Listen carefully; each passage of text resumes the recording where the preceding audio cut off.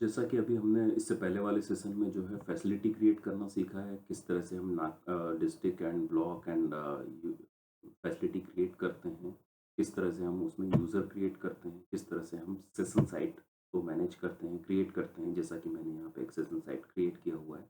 अब हम आगे के वीडियोस में हम इस वीडियो में हम जो है किस तरह से हमने जो डेटा अपलोड किया है, उस अपलोडिंग के बाद में किस तरह से इनको वैक्सीनेट करना है, किस तरह हमें सेशन प्लानिंग करनी है, इस वीडियो में हम वो बात करेंगे। आप यहाँ 2 आइकन देख रहे होंगे, एक मैनेज बेनिफिशियरी है और एक दूसरा आइकॉन है सेशन साइट एलोकेशन। सबसे पहले हम ये देखेंगे कि हमारे पास में मैनेज बेनिफिशियरी में लिस्ट कितना है। टोटल रिकॉर्ड आपको यहाँ पे देखा जाए तो अभी 16 का दिख रहा है। मैं यहाँ पे लोड रिकॉर्ड करता हूँ। टोटल हमारे पास में आज की डेट में 16 का रिकॉर्ड अवेलेबल है। यदि हम इसमें देखें तो इसका पूरा इन्फॉर्मेशन यहाँ पे दिया है, बेनिफिशियरी नेम दिया है, टाइप ऑफ द बेनिफिशियरी दिया है, वैक्सीनेशन का स्टेटस और डोजेस का स्टेटस, मोबाइल नंबर, डॉक्यूमेंट। कुछ फैसिलिटी वाइज यदि हमें सेलेक्ट करना है तो हम यहाँ से फैसिलिटी को सेलेक्ट कर सकते हैं कि हम फैसिलिटी वाइज जो है नर्सला यूपीएससी सामने है। यदि यहाँ पे कई सारी फैसिलिटी होती तो काफ़ी उनमें से हम जो है सेलेक्ट कर सकते थे कि किन किन फैसिलिटी में हमें सेशन प्लान करना है और किन किन बेनिफिशरीज को अप्रूव करना है।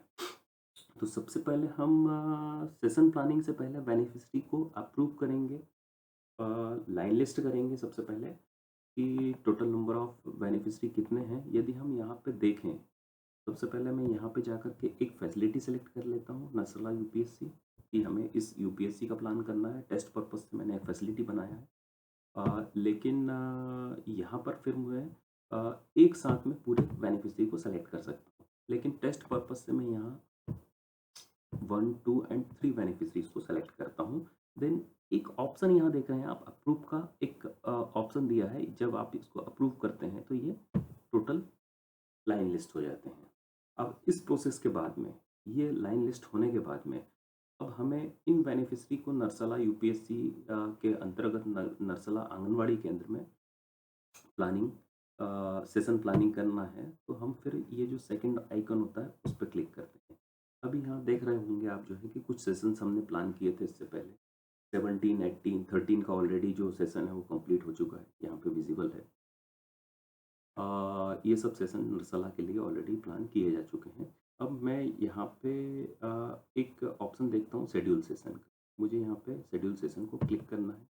शेड्यूल सेशन को क्लिक करने के बाद जब मैं यहाँ देखता हूँ तो मुझे वैक्सीन को सेलेक्ट करना होगा। मान लीजिए कि हमारे पास में कोवैक्सीन सप्लाई होता है। कोवैक्सीन सप्लाई के बाद में यहाँ पे हम ऑप्शन देखते हैं कि हमारे पास में कौन-कौन से बैचेस अवेलेबल। बैचेस का जब देखेंगे तो ये बैच जिन भी पीएससी में अवेलेबल होगा या जिन फैसिलिटीज़ में अवेलेबल होगा, वो फैसिलिटी का लिस्ट हमारे सामने होगा। हम उसका स्टेटस देख सकते हैं, कितना रिमेनिंग डोजेज़ हैं, कितना एलोकेट किया गया था। इसको हम फिर यहाँ पे नर्सला को क्लिक करके टिक करेंगे इसको जो है। देन ये नेक्स्ट का ऑप्शन जो है आप नेक्स्ट कर सकते हैं। नेक्स्ट करने के बाद में आप यहाँ देखते हैं कि session date form and session date 2, starting time and end time, session load per vaccinator. सबसे पहले हम ये देखते हैं कि 18 तक या 19 तक सेशन ऑलरेडी प्लान था। हम 21st का सेशन प्लान कर मंडे में 21st में एक सेशन हम प्लान करते हैं। स्टार्टिंग टाइम देते हैं इसको कि हम ये सेशन मॉर्निंग 9 से स्टार्ट करेंगे। 5 एंड 6 आवर्स का टाइम ले सकते हैं हमारे पास, अकॉर्डिंग टू बेनिफिशरी जितने भी हमें टारगेट के अकॉर्डिंग दिए गए हैं। बेनिफिशरी पर वैक्सीनेटर की बात जहाँ तक होती है, जैसे डिसाइडेड है कि 100 बेनिफिशरी पर वैक्सीनेटर पर डे हो सकता है। तो हमने यहाँ 16, 17 समथिंग कुछ बेनिफिशरी लिए हैं, तो हम उसका लिख सकते हैं। डे इसलिए यहाँ पे विजिबल है क्योंकि यदि आपको आरआई सेशन डे यदि एक्सक्लूड करने हैं, हटाने हैं, तो उन डेज़ में आप कर सकते हैं। जैसे स्टेट में यदि ट्यूसडे एंड थर्सडे को सेशन होता है या डिस्ट्रिक्ट लेवल पे आपके डिस्ट्रिक्ट के जो सेशंस होते हैं ट्यूसडे एंड थर्सडे होते हैं, या फिर सेशन प्लान के अकॉर्डिंग आप देखते हैं नर्सला में कब सेशन होते हैं, उससे हट करके यदि आपको जो है देना है तो हमने ये मंडे सेलेक्ट कर सकते हैं। यदि हॉलीडेज़ को आपको एक्सक्लूड करना है तो ऑप्शन यहाँ पे अवेलेबल है।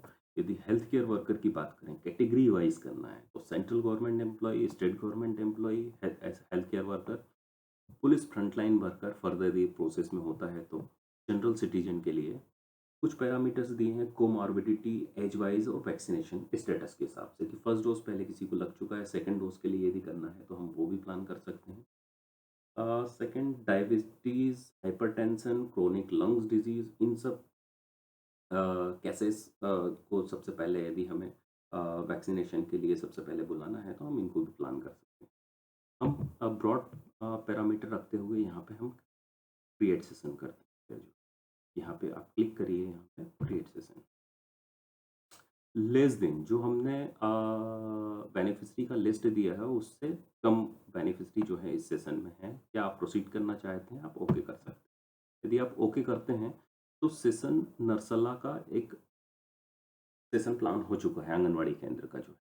एक्चुअली ये मैसेज इसलिए आता है जो बेनिफिशियरी का, क्योंकि हमने सिर्फ 2 या 3 बेनिफिशियरीज़ लिए थे उसमें, जो हमारे जो अप्रूव किए हैं हमने आउट ऑफ 16।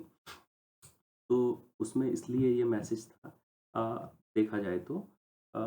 लेकिन हम अ, यहाँ पे भी कर सकते हैं, लेकिन अब हम इसको एडिट नहीं करेंगे। नेक्स्ट जाते हैं इस पे। इसमें यदि हम देखते हैं एक सेशन जो है शेड्यूल हो चुका है। हमने जो 3 बेनिफिशियरी लिए थे उसके लिए शेड्यूल किया जा चुका है। इसको हम जो है 3 डॉट्स पे टिक करेंगे यहाँ पे। इस तरफ यदि आप देखें नर्सला आंगनवाड़ी 18 तारीख, अरे!